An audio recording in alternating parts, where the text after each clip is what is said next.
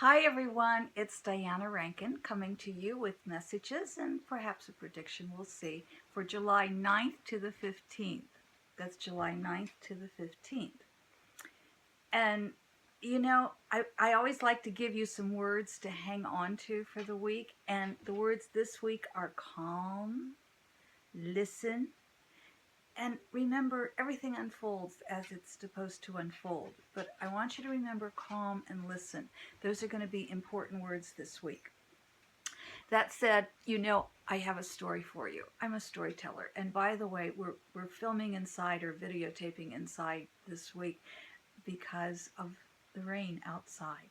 And I'm just going to be quiet for a moment and let you listen.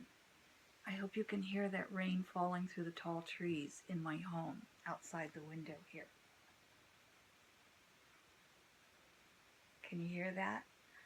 You may have to listen very carefully because it's an extremely soft sound, and it's a beautiful sound, and it's relaxing, and it's meditative, and it's calming.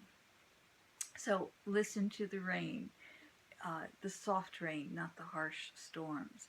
But this is going to be a week where we have to remain calm, and we have to listen very carefully. Listen, pay attention. That's what I really want you to do, is pay attention. Pay attention to not just what is being said, but look at the body language. Pay attention to someone else's body language. Pay attention to what's going on around you. Listen to the voices of people. I'm always telling you to eavesdrop, aren't I? Because I'm saying, listen to the voices over here at this next table. But it's like we really, like never before, we are in a period where we really must live, that we are our brother and our sister's keeper. We don't live just for ourselves. Well, certainly we do at times, but we are in a period where we really must be aware that we are our brother and our sister's keeper. And that's what we want to do for each other. We need to take care of each other and help each other. So if you hear somebody at this next table is in stress, pay attention, and perhaps you have a word, or you can somehow help them. I can remember more than once I've been in line and somebody's credit card was, like at a restaurant, and someone's credit card wouldn't go through. And it's real easy to pull out your own card or a little bit of cash and just say, let me take care of it for you. That kind of kindness is always passed on. There are wonderful stories of how people pay the toll of the car behind them on the toll roads, and people pay for somebody, here's $20, the person behind me, and help their groceries.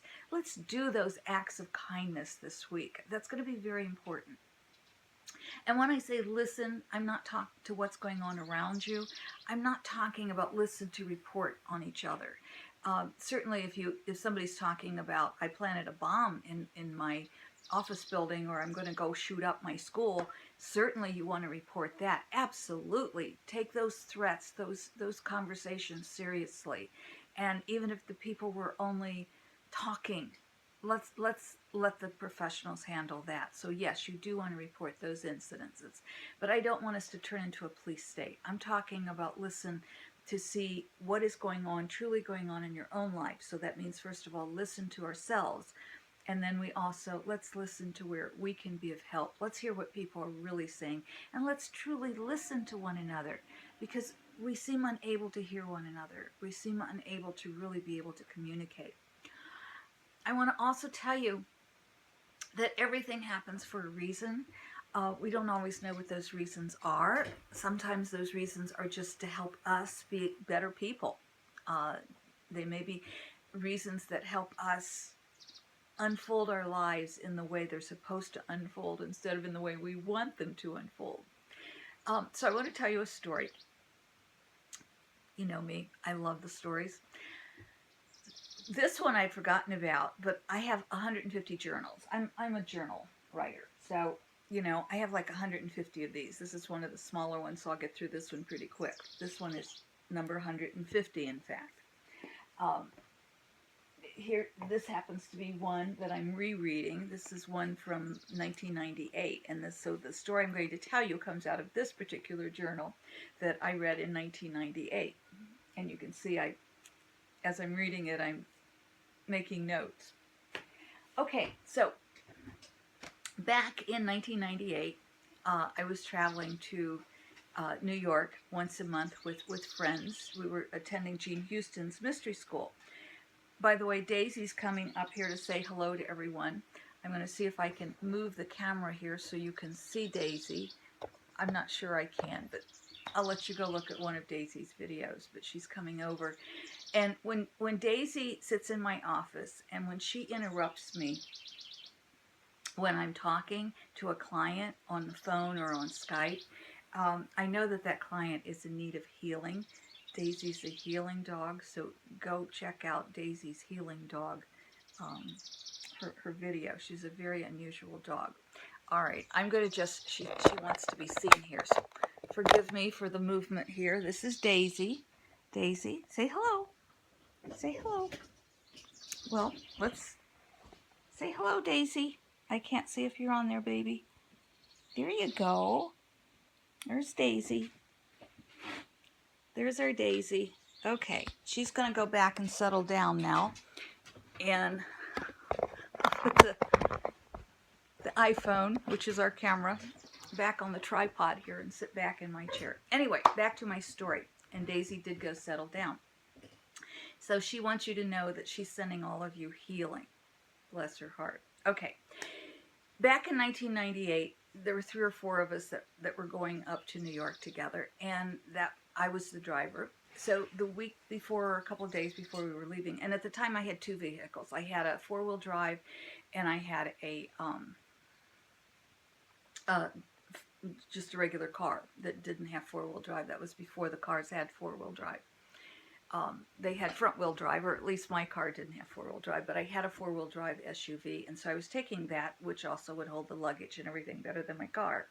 So we're headed up, we're going to go to New York this weekend, and I drive the 4-wheel drive out of the garage, and it's got a flat tire.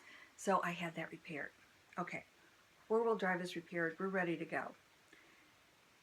And then I thought, well, you know, I'm going to take the car because it's actually more comfortable, and I'll take the car. I'm not going to take a chance that tire on the 4-wheel drive on the SUV is going to go bad. So we all pack our luggage in the trunk of the car, and we start to take off, and there's a flat tire on that car. We unload everything, put the car back in the garage, bring the 4-wheel drive SUV out, and we end up going in the SUV and not having any problems at all. Okay, later I was talking to Philip, my spirit guide, and we'll talk to Philip in a little bit. We'll get a message from Philip. And for those of you who are new, welcome, and I'll explain who Philip is, a little bit more about Philip in a minute. But Philip, my spirit guide, and I were communicating back and forth in one of my journals, or in the journal I showed you a minute ago. And I asked him, what was this flat tire business? First on one vehicle and then on the other, and, you know, what was the flat tire business? And he said, well, you ended up driving in the vehicle you were supposed to drive. But let me tell you a story. And the story he told me was an old Celtic story. Imagine that. And he said, Daisy's over here again because I'm telling a healing story. The story was that there was a king once who rode a white steed, and his kingdom was being attacked by another group. And so the king was going to go fight. They were going to have a war.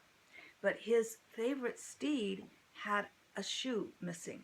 And so he took the horse to the blacksmith to have the shoe repaired. But the blacksmith couldn't get it done in time for the horse to go off to war. So the king rode a different horse. He rode a black horse. So he went off to the war, and everyone who rode a white horse was killed. Because the other group but the king lived to go back and take care of his kingdom. Well, you know, of course, what's coming, that the other group thought the king rode a white horse always, and so everyone who rode a white horse was killed because they were trying to kill the king. So why we were supposed to be in the four-wheel drive that weekend, it didn't snow. That would have been one reason. I don't know. It doesn't matter. The point is, you've heard me say this before, Spirit always whispers. If we don't heed the whisper, we get the shout. If we don't heed the shout, we get the big bang. If we're listening carefully enough, and if we're in a calm space, we're able to hear the whispers. Listen carefully.